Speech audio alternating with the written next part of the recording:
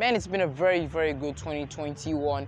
Surely, I'm hoping to see you in 2022. If we were to do a quick recap of what happened in 2021, one of the biggest talking points is Chelsea winning the Champions League and Italy eventually winning the Euros on a penalty shootout to England. Talk about England, there are still some last-minute Premier League games, but unfortunately, they're going to be played in 2022, which we already are in. Chelsea are in action, Manchester City in action, Arsenal are in action, Exeter also to come. Arsenal versus Manchester City is a very good place to start. Arsenal versus Manchester City. Arsenal's longest losing run is against Manchester City. And do not forget that Manchester City have won all of their last 4 away games at the Emirates by an aggregate score of 9-0. Arsenal at home, I repeat, at home, couldn't have scored a single goal in their last 4 tries.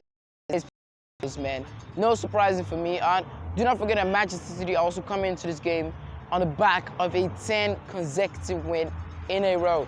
There has no been any loss nor draw. There's just been going 10 consecutive games for Manchester City. So if Manchester City do win this one, it won't be a surprise. But Arsenal have scored 14 goals in their last 3 games. So that is something you should really check out.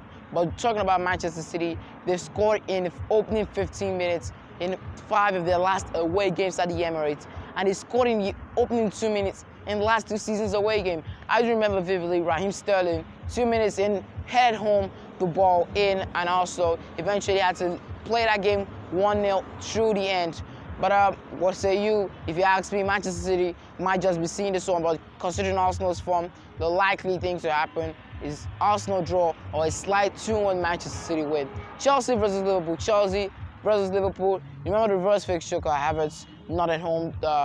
An opener, very, very surprising considering Liverpool's form as at that time. But James Handball, Mo Salah had to come cancel out the Havertz early goal. Talk about Mo Salah, he's going to end the season, or he's going to end the year as Premier League's top scorer. No surprising for me, he's been the best player the Premier League has seen this season. Although him being the best doesn't put Liverpool on top of the standings. Liverpool on top of the standings following a third on the standings, following a 1-0 loss to Leicester City. 1-0 loss where everybody felt like they should really be winning that game, but eventually Liverpool just had to throw away that game. Let's talk about Liverpool's form against the European champions.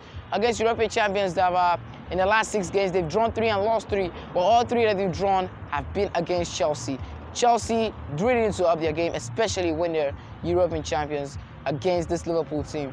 Liverpool are also going to be losing some players, but it's not that going to be necessary for them, considering that not most of them are not first-team players. Like I said, if you ask me, Liverpool are to win this one, or Chelsea to get a really, really hard-fought draw. And Lukaku is also a man who no one is sure if he's certain to start, following his comments, which the media have published in blue everywhere.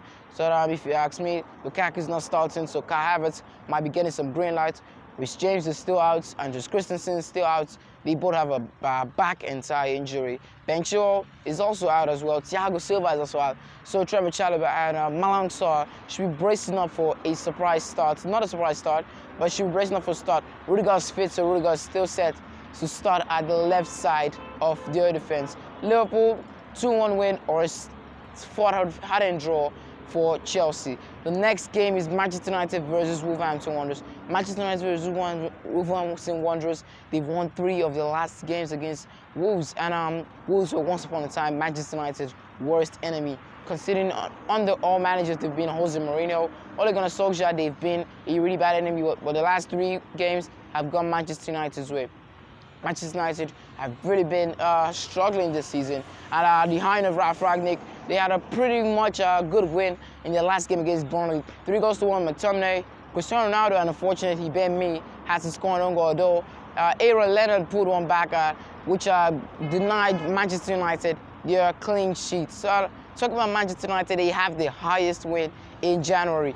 The highest win in January, and Wolves, all through 12 months of the year, your lowest win rate is actually in January. So Manchester United also have an advantage there. And Manchester United have the highest win rates on any game played on Mondays. And if you do know, Manchester United versus Wolves is going to be played on a Monday. For all Premier League games, Manchester United have more than 60% win rate of games played on Monday. Manchester United, if you ask me, they see another win, probably going to be an easy one, but Wolves really have a really rugged defense, and that is going to trouble them. But for the team's got Ronaldo, Sancho, anything could happen. Manchester United still to overcome Bruno Lage team. Last but not least, could have been talking about Tottenham and Watford, but I don't reckon Tottenham is a big team anymore, so I decided to go with Everton versus Brighton. Brighton now are looking like a big team to me. Stole a point, a very valuable point, which could be very good in their fight to stay in the league this very season. They had a 1-1 draw against Chelsea at the at Stamford Bridge. And if you do know that Romelu Lukaku fired him on 28 minutes in, but Danny Welbeck, the superhero, came on and equalized. If you do know, Brighton haven't won a single game at Goodison Park. Never in their history have they won a single game at Goodison Park. But Everton, first game of the year, they've been really bad in their last 4 games. Brighton, Everton, considering what Everton have been going through, that is really bad for them. Brighton to get a draw at Goodison Park. Still no win for them, but if they really play well and you're lucky, Brighton to win, Everton don't see them winning. Like I said, checking a recap of the year, Inter Milan also finished the year top of the Serie A. Manchester City versus Arsenal. Manchester City, considering they don't have a lot of players out, Manchester City to win or Arsenal to draw. Considering Arsenal have a lot of players out, and Pierre-Emerick Aubameyang left for the African Cup of Nations even without permission. Arsenal, all right backs are out for them. Talking about Tomiyasu, the Japanese, Ainsley Maitland-Niles also out. Cedric Soares is out. Also, Ben White might feature at right back. Chelsea-Liverpool calling that one set to be a draw, or Liverpool want to be bouncing back from the 1-0 loss. Liverpool to win. Manchester United versus Wolves, a straight winning for Manchester United. Brighton versus Everton is set to end in a draw. Bayern Munich also finished top of the Bundesliga standing. It's been a really good year following, and September 22, I started my Instagram page, and I gotta say thanks to you all who's been following me from 0 to more than 300. I gotta say you've been doing me a great favor, but still not enough. Tell your friends to follow me, Advanced Eki1, and they should subscribe. Please do subscribe to my channel. Advanced Man for that. If you follow me on Instagram, I might do well to follow you back. Thank you.